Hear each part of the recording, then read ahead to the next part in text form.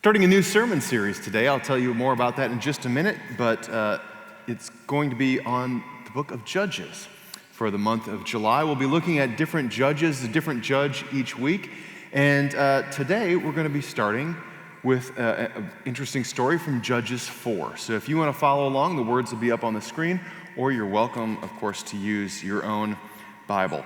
And I apologize in advance if I'm going to go a little slower through this. There are some complicated names in this particular passage of Scripture. So hear now these words from Judges 4.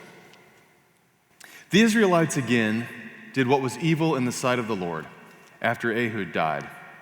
So the Lord sold them into the hand of King Jabin of Canaan, who reigned in Hazor. The commander of his army was Sisera, who lived in Harosheth HaGoyim. Then the Israelites cried out to the Lord for help, for he had 900 chariots of iron and had oppressed the Israelites cruelly for 20 years. At that time, Deborah, a prophetess, wife of Lapidoth, was judging Israel. She used to sit under the palm of Deborah between Ramah and Bethel in the hill country of Ephraim. And the Israelites came up to her for judgment. She sent and summoned Barak, son of Abinoam, from Kadesh and Naphtali, and said to him, "The Lord, the God of Israel, commands you, go take position at Mount Tabor, bringing 10,000 from the tribe of Naphtali to the tribe of Zebulun.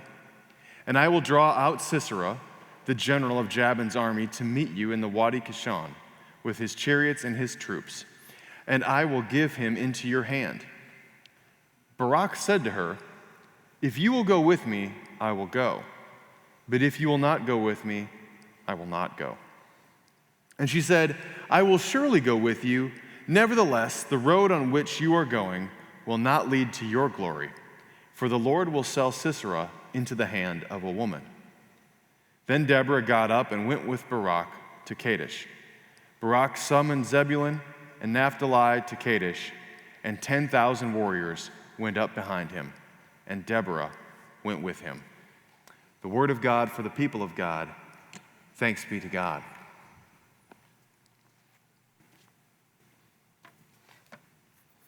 So as you know, today's 4th of July, Independence Day, a day when we set aside time to remember our own independence, our gratitude for our nation, this place where we can worship freely, where we can lead free lives, where we can pursue vocations that we feel led to pursue, instruct our children as we want to, and so forth. An important day.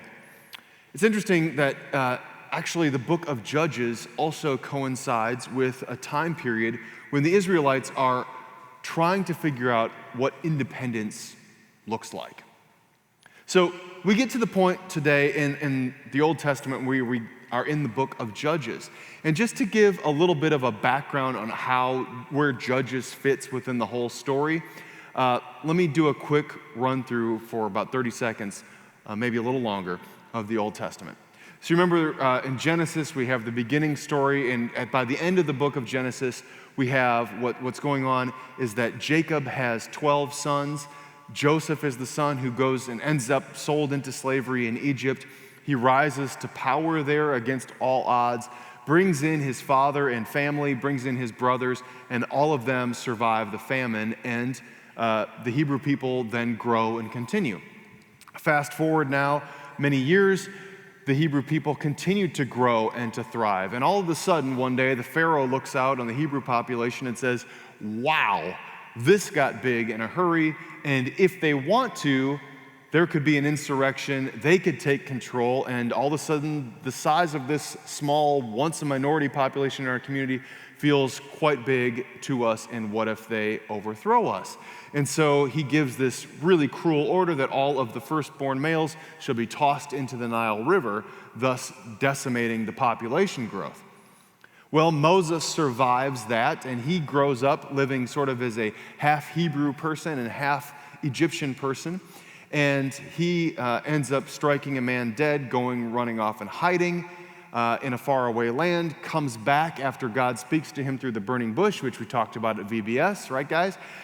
Goes back into Egypt, says to the Pharaoh, "You've got to release my people." Pharaoh says no. There's plagues. There's the Passover event. The people are rescued and taken through the Red Sea. And now they spend 40 years wandering in the wilderness. And then, after that amount of time, God says, okay, it's now appropriate that you enter into the promised land. Joshua goes in, leads the people into the promised land. They rout all the people who are living in that place, and they are now free to begin to establish their new lives as the Israelites have a land of their own that is going to be their place. Now, if you read Joshua, the end of Joshua would seem to suggest that all is well. Like all of the people have been chased out. Now the Israelites have a land of their own. They are going to be able to establish their own society, worship the one true God, the only God, and everything is going to be fine. Except when we get into Judges, we find that in fact there are lots of people still inhabiting the land who are not the Jewish people, the Israelites. In fact, there are neighboring cultures and communities who keep coming in and vying for the land too. And so it's not all peaceful and calm and rosy. Things are actually a bit of a struggle. And the problem, way back since the beginning, is that the people, the Israelites, always seem to be tempted every so often with going off and worshiping foreign idols or foreign deities. And God says, even in the first commandment, nope, there's one God, you will worship me. And despite Moses' instruction, despite Aaron's later instruction, despite Joshua's instruction, the people continue to gravitate time after time to these foreign idols. Now, sometimes that's foreign influence. Sometimes that's marrying people from other cultures and bringing them in. Sometimes it's just maybe there's been a time period where it feels like God's a little distant, or maybe we haven't heard God communicating with us and offering the kind of clear directives that we've had in the past. And whenever those moments happen, there seems to be a backsliding temptation kind of period where the people slide back into their old ways and they start worshiping a foreign god. What happens is, whenever that happens, the people start to have struggles.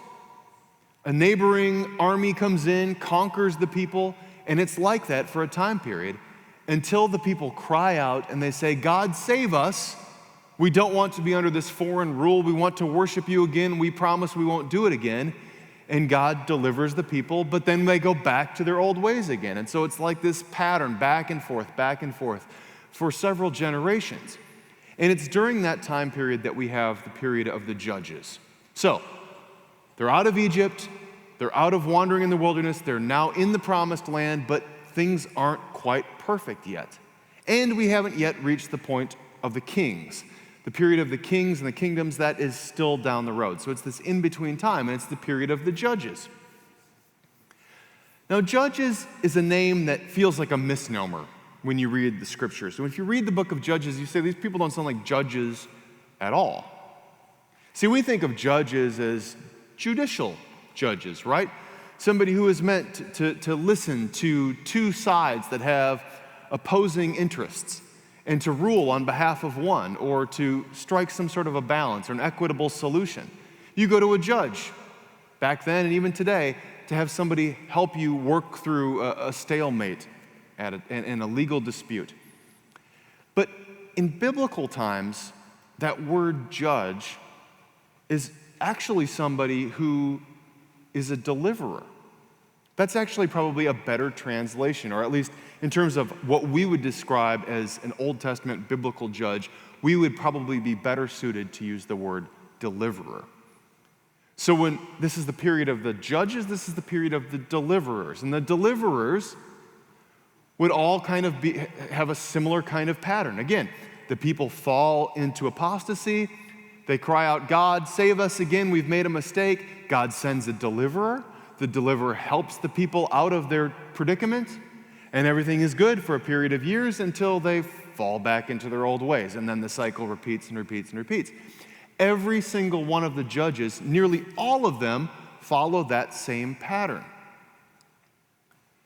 And more often than not, these deliverers are in the form of military deliverers. They are ones who are mighty warriors or strong leaders in battle. And they come in and they rout the enemies, and they say, this victory is attributed to God, and we move forward as a peaceful kingdom, once again able to worship the God of our ancestors, the one true God. Now, let's step back for just a second and make something clear. If you read the book of Judges today, there will in all likelihood be many things in there that make you feel uncomfortable. For one, it's a super violent book. Super violent, like Joshua, and then sometimes with more detail. Okay, so it's graphic accounts, and there's lots of sex and violence and murder and intrigue and mystery and all this stuff. And so I thought that at the time of the year when we normally get a summer blockbuster movie, and Marvel's releasing their umpteenth movie this year as their big summer blockbuster, this is sort of like the big blockbuster book of the Old Testament, right? This is the book that's got all of that action in it. But if we read it and we say, well, wait a minute, that's interesting as a storyline, but as a person of a believer, as a person of faith, I gotta admit, I'm uneasy about this. I mean, this condoned, this sanctioned violence, this wiping out of other people, of other tribes, of other cultures, because they believe something a little different or because they were on the land earlier. Does this seem right? And I think we'd be right for asking those questions. I mean, those are hard things to grapple with, for sure. But let's remember that this book of Judges is not a book that is supposed to be a moral compass for us.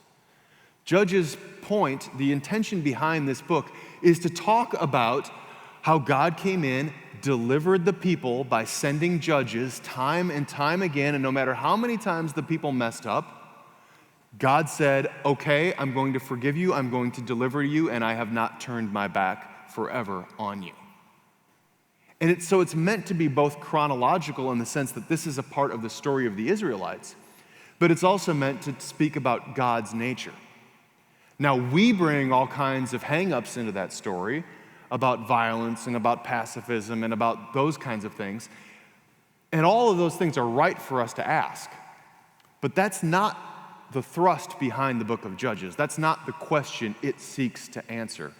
Those are not the issues it's responding to.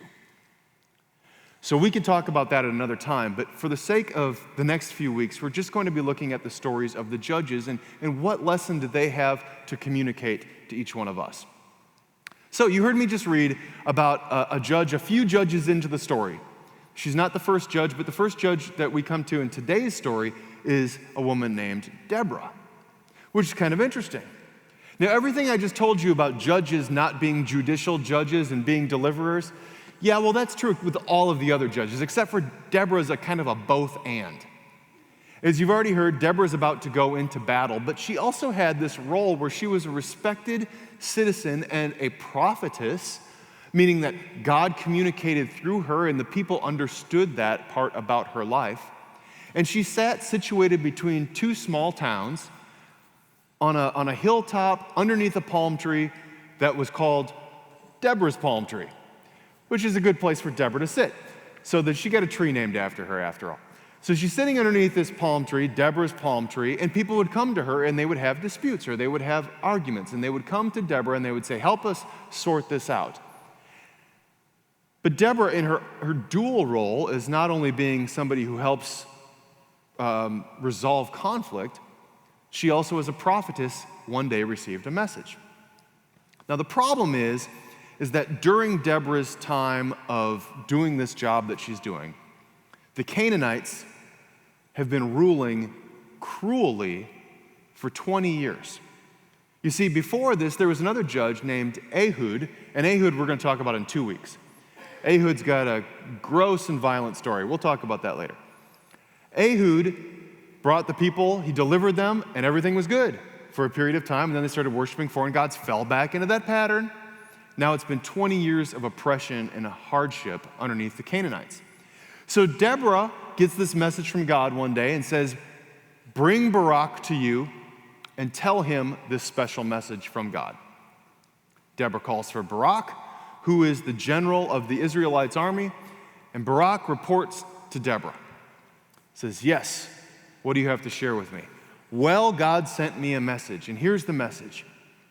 You are going to go to the base of the mountain, you are going to assemble your army, and you are going to battle it out with the Canaanite general Sisera, and you are going to have this epic fight, but because God is on your side, you will win the battle. You will rout the Canaanites, and there will be peace in the land again.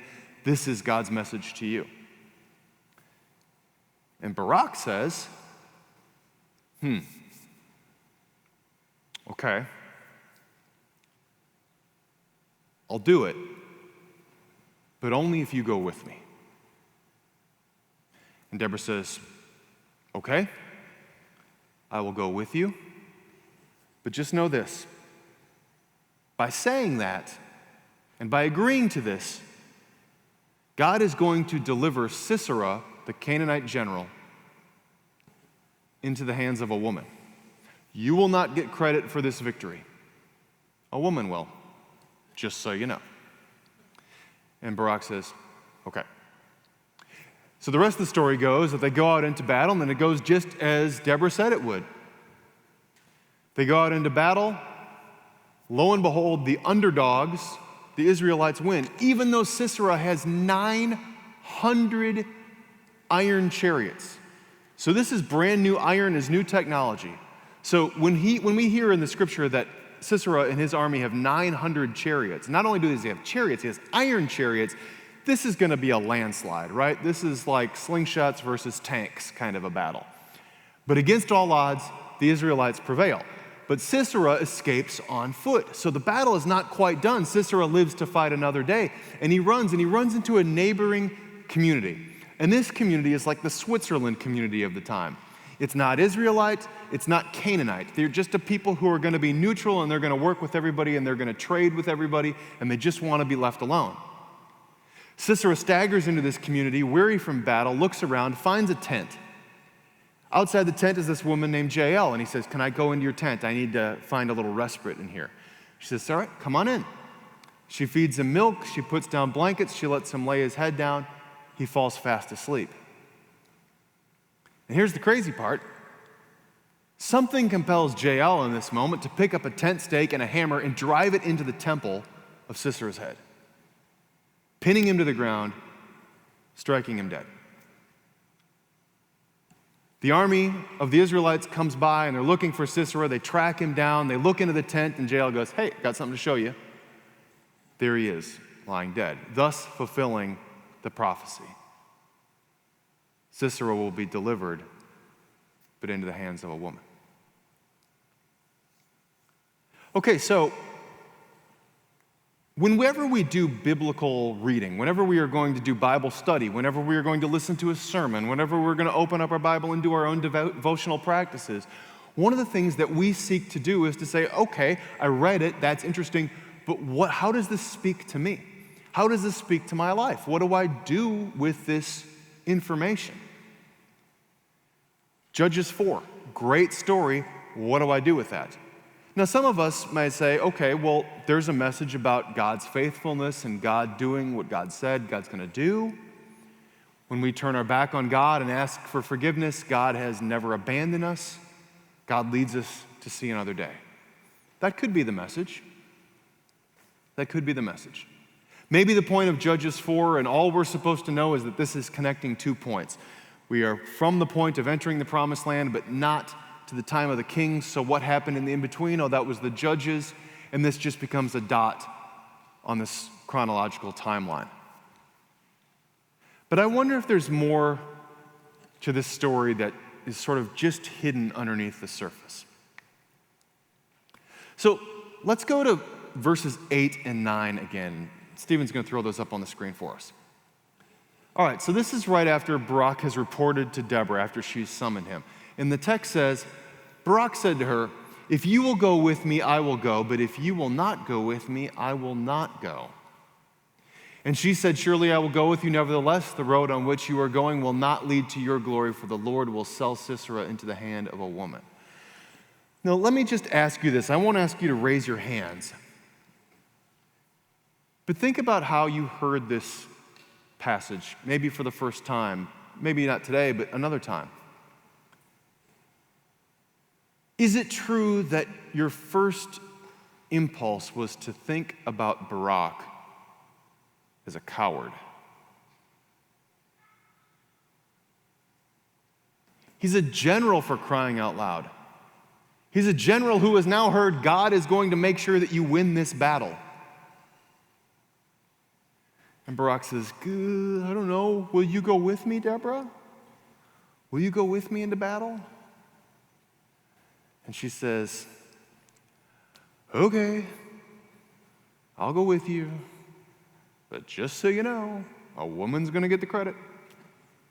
Like, how many of you kind of heard the text in that sort of tone? Right? I mean, there's a part of that you say, well, that sounds cowardly. That's not something that a mighty general would do. That's not somebody that just rises to the moment and says, God is on our side and we're going to take this thing and we've got this. Because if God is for us, they don't stand a chance. And then you hear, but the victory's not going to be yours, Barak. The victory is going to be credited to a woman.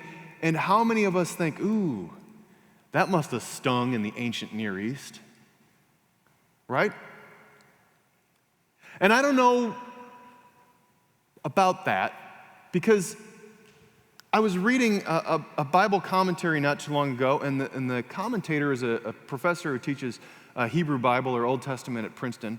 He was a teacher of my wife's while she was there, actually. And one of the things that he said was, the Hebrew is really ambiguous here. He said, isn't it interesting that so many of us read the text that way and we think Barak's a coward, or we think that he should have a little bit, more courage, or maybe he should just, man up a little bit. But does that say more about us and our reading of the text than the text says itself? And I wonder if I read it this way because I was taught this way, or if there's like some low-grade sexism that I wish wasn't there, that I'm seeing it this way. So let's go back and look at it again. What if we read the text this way? I'm going to do a little different inflection, and you see if it's different. But think of it more generously this time. Barak said to her, if you go with me, I'll go. But if you will not go with me, I will not go. And she said, I will surely go with you.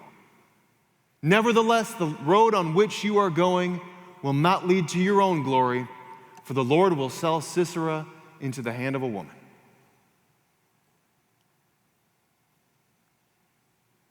Dr. Olson's point was this. He said it would not have at all been uncommon in these times in biblical history for an oracle to be shared with an army from somebody who was a prophet or a prophetess. And so the idea that Barak would invite Deborah to come along would have been kind of like, let's say the football coach says, I'm going to invite a motivational speaker to come and speak to the team before the big game. It doesn't matter if that person's a male or a female. If they've got a good message and it's going to encourage the team, then that's a message that they need to hear. Barak may have been thinking on the same terms. Deborah, she's respected. She's a known person in these parts. When she speaks, people believe that it is the words of God being spoken through her. Why would I not want to have her by our side? This is going to be good for morale. This is going to be an encouraging word for our troops. Our boys who are going to be scared to death going into battle against these iron chariots, if they have Deborah there to say to them, the Lord is with you, you have got this battle.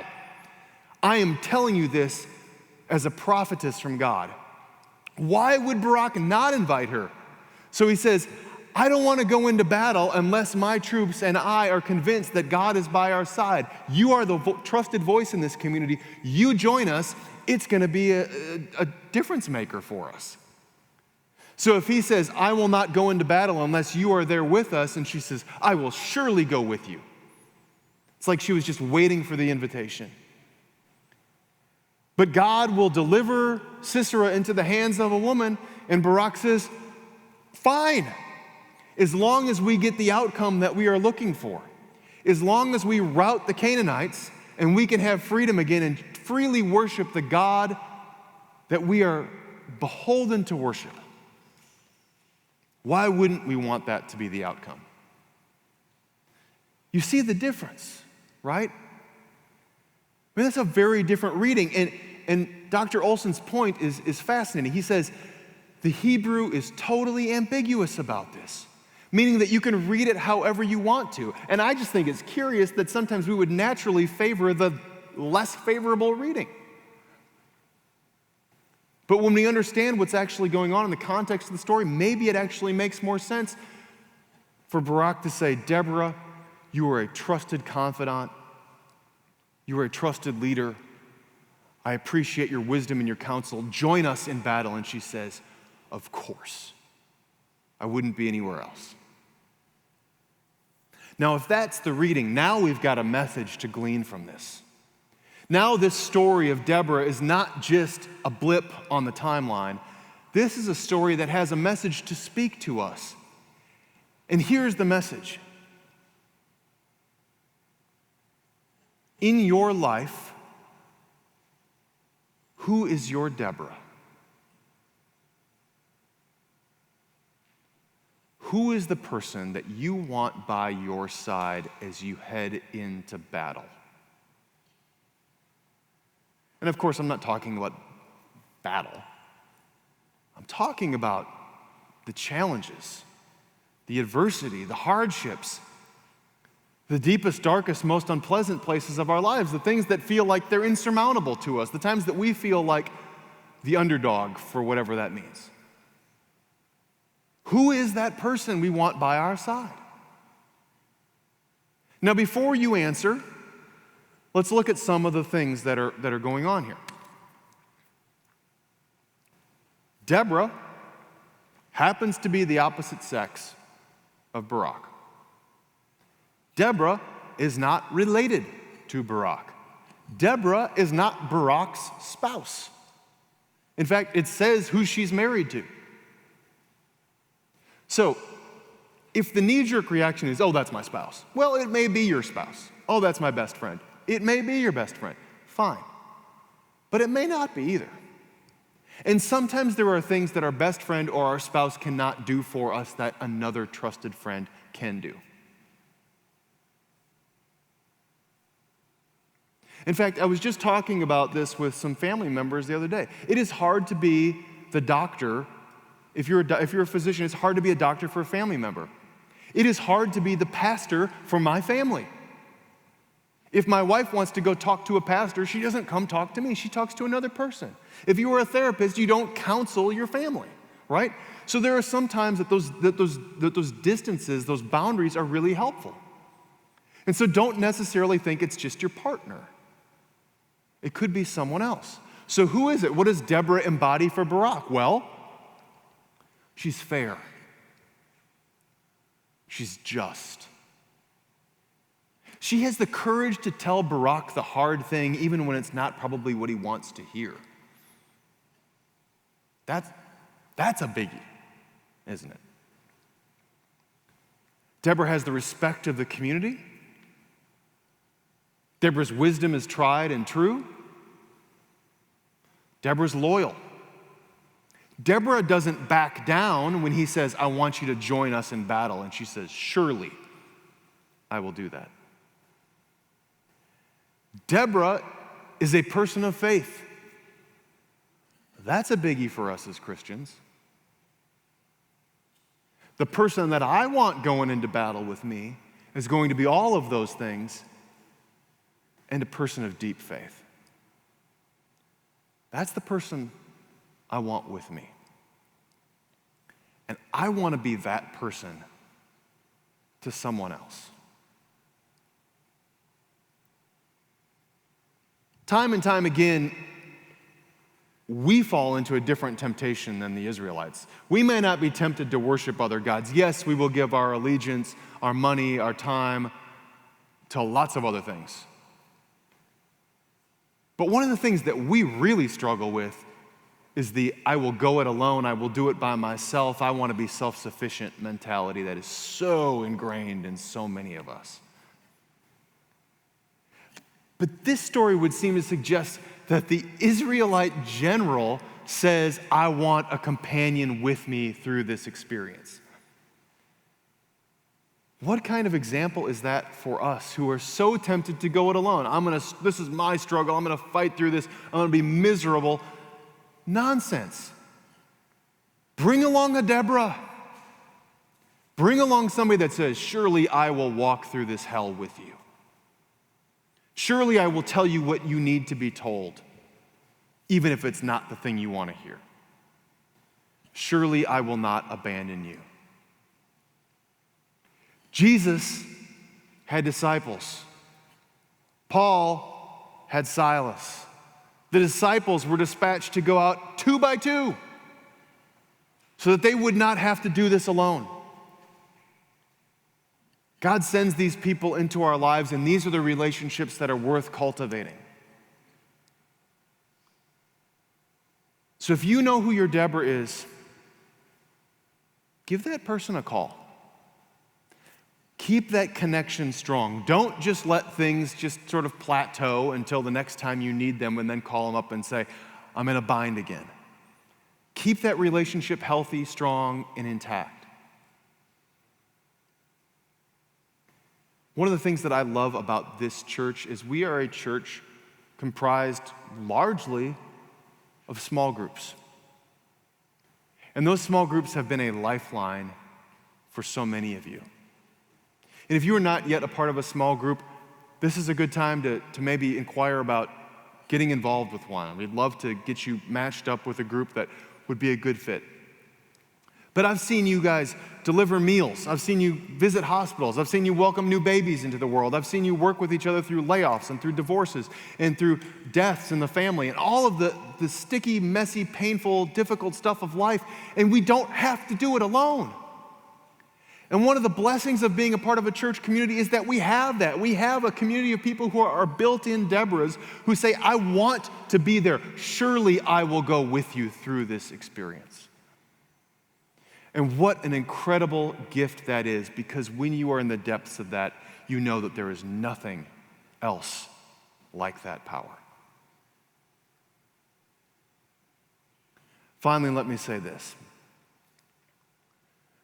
We have our earthly Deborahs. But one of the things that sets Christianity apart, that's so incredibly special, is that we have a faith where God said, I do not want that distance between humanity and me any longer.